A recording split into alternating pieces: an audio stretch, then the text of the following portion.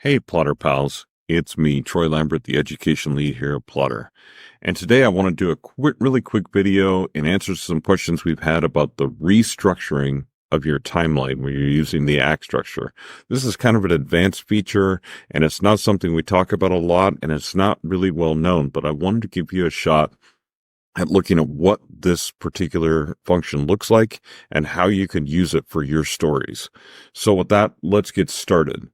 Okay, the first thing to note is that everything with act structure in changing the level and in changing the structure itself, for the most part, happens in two places.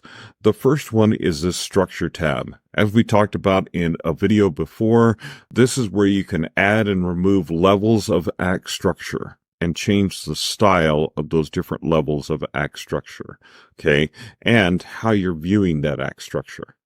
Okay, this is what the timeline structure part is for.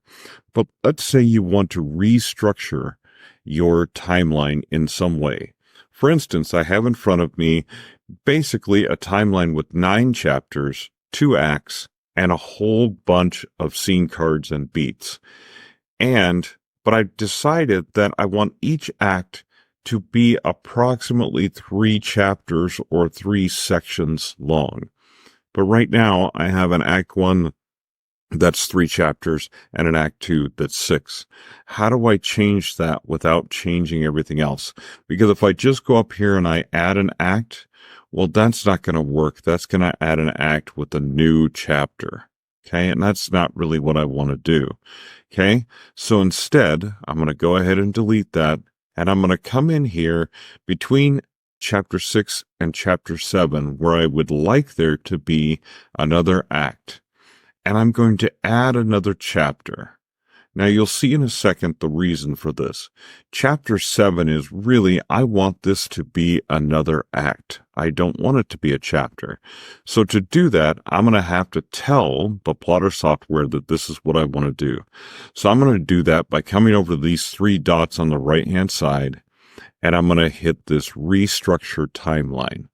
Okay, now when I do that, a list of things comes up. Okay, the list of things that comes up has all the acts, the current acts, and the beats, but you'll notice next to each is a drop-down menu.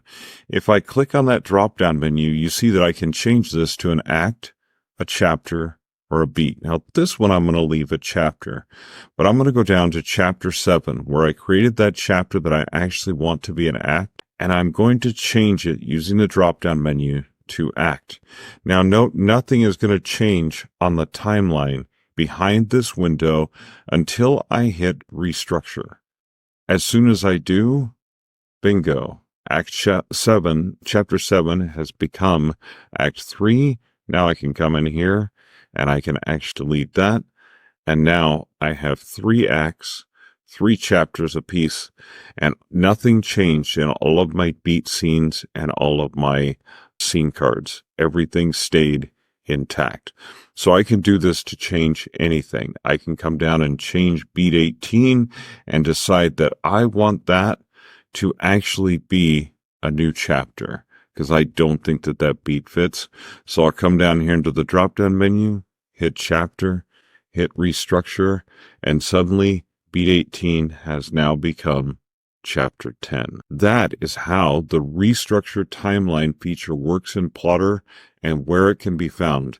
We'll have a much more detailed video coming out on this very soon, but in the meantime, this gives you an idea of how to use this lesser known but a little more advanced way to change the structure of your Plottr file. Thanks for joining me, everyone, and with that, we'll